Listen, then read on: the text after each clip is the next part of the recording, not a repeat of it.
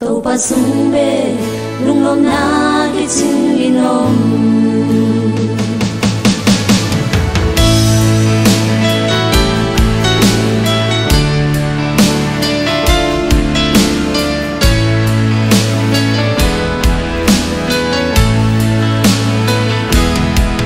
tàu pa ki hong ching di le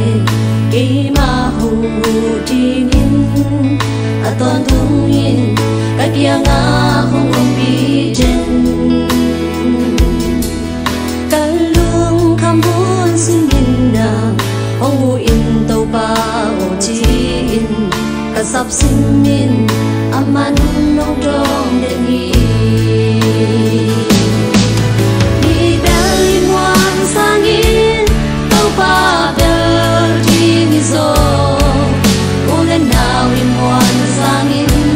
tàu ba muan đi ngồi xuân lại in nuôi bay muan sang in tàu ba muan đi nghi zo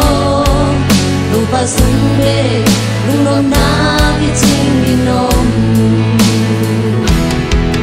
nắp mẹ bị chi đang chạy đầu lung khăm min cậu cha nghìn cây bao hu na quay ban đi đông bay đi nhà ban leng lấy na kem tàu đèn a bol tàu ba kem ban din cây bao hu na anh đi si min đông bay mi beli muan sang in tàu ba bel đi ni zo ulen nào in muan sang in tàu ba muan đi ngồi xuân lại in nuôi ba in muan sang in tàu ba muan đi nghi zo tàu ba xuân về lung lom na đi chinh min nôm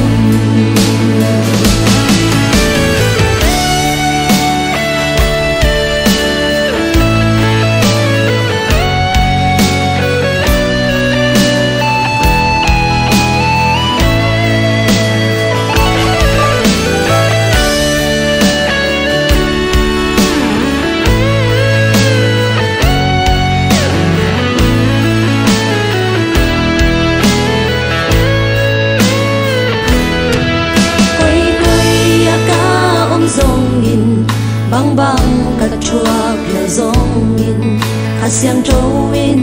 khi to hông mong phong trên hi amma kan du song ai các ba song la hi khi a đi in lo hoi bên song ai hi mi beli muan sang in tàu ba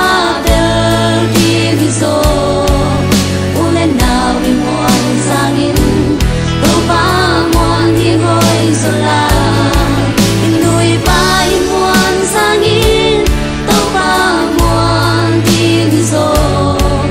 tàu ba xuân về lung lom na